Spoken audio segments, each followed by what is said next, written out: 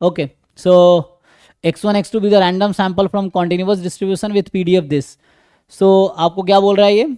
सो इसके बाद है ना, इसको ब्रेक करोगे तो ये एक्सपोनेंशियल है, ट्रंकेटेड एक्सपोनेंशियल ना।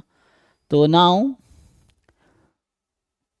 Which the following statement is true, कौन सा ट्रू है? X bar x1 sufficient and complete है, सफिशिएंट एंड कंप्लीट है। देखो सिंपल सी बात है अभी के लिए कि इसमें ना जैसे तुम ई ऑफ एक्स बार निकालोगे कुछ तो आएगा, यहाँ पे x माइनस थीटा का डिस्ट्रीब्यूशन होगा एक्सपोनेंशियल विथ रेट 1/थीटा, मीन थीटा नहीं, ये होगा एक्सपोनेंशियल विथ रेट 1/थीटा आ जाएगा। एंड यहाँ से अगर E of X minus theta निकालूंगा तो मतलब यहाँ मैं बोलना चाह रहा हूँ कंप्लीट तो इनमें से कोई भी नहीं होगा, सिंगल पैरामीटर फैमिली है तो 2 डायमेंशनल कंप्लीट नहीं होगा। इसको मैं डेफिनेशन से जस्टिफाई कर देता हूँ। तो यहाँ से आ जाएगा ई एक्स की वैल्यू कितनी आएगी, इसकी वैल्यू थीटा, तो यहाँ से ई एक्स है एक्चुअली 2 थीटा, है ना। मतलब इसमें एक्स की वैल्यू ई एक्स निकालोगे 2 थीटा आएगी। तुम चाहो तो इस पीडीएफ से निकालो, पीडीएफ तुम्हें कैसे आता है निकालना मीन, तो एक ये तरीके से सॉल्व करोगे और यहाँ सपोर्ट तो थीटा से है तो यहाँ थीटा से इन्फिनिटी में सॉल्व करोगे तब भी ये 2 थीटा ही आएगा, चेक करके देखो तो ये 2 थीटा आएगा, तो एक्स बार भी 2 थीटा ही होगा क्योंकि सैंपल के होता है। अब फर्स्ट ऑर्डर स्टैटिस्टिक अगर तुम मीन निकालोगे तो क्या होगा, तो इसके अकॉर्डिंग अगर लिखें हम, सो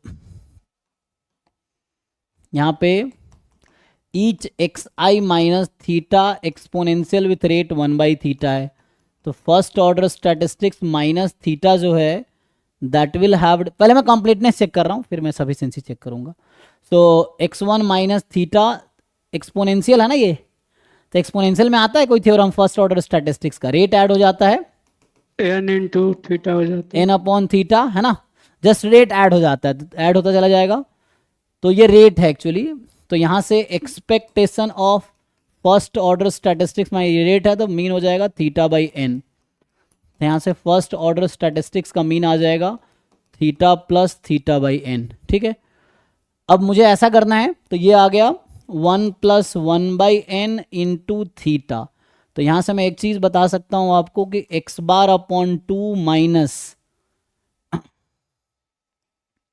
n upon n+1 into first order statistics का मीन कितना आएगा, 0 आएगा, ठीक है।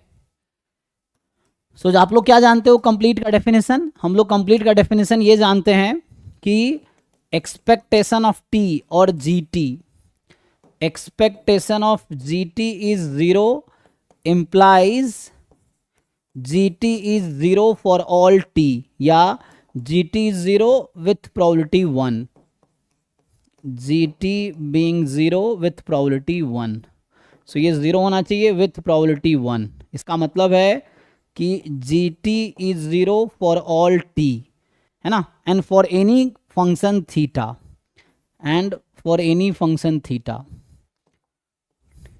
And for any function theta, sorry any function g, यही है।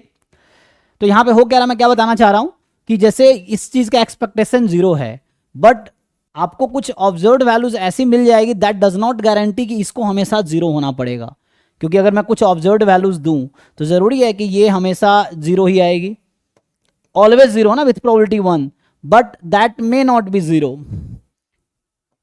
May not be 0, and that's why this is not complete. तो कंप्लीट वाला जो भी ऑप्शन हो तो ऐसे ही आउट हो जाएगा, है ना, तो कंप्लीट तो हो नहीं सकता।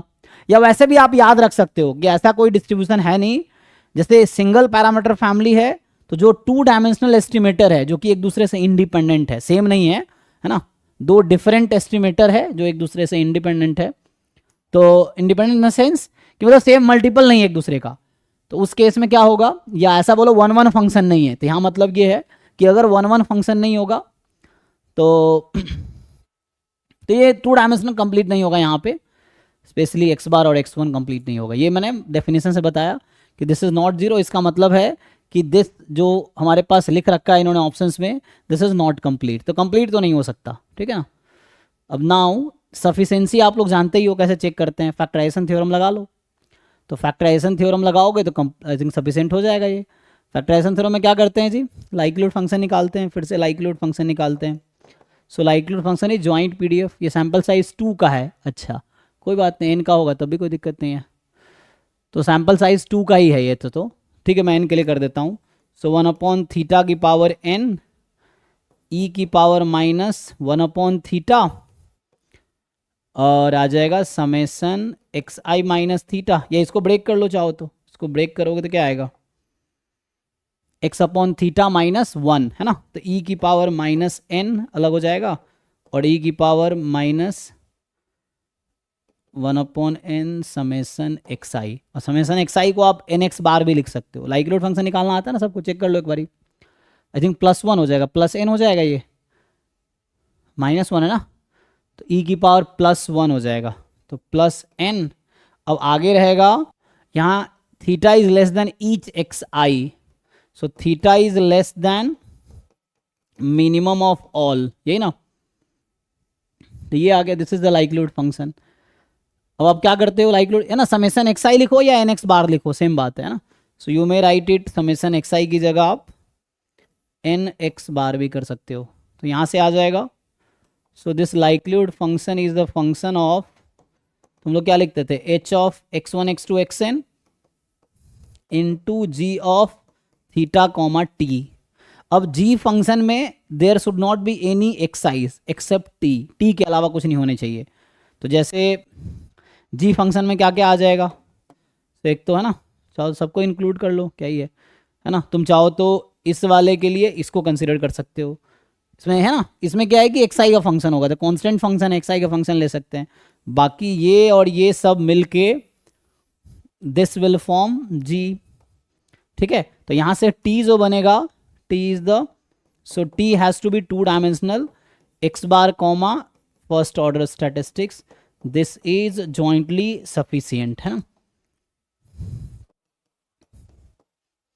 जॉइंटली सफिशिएंट होगा। देख लो जी,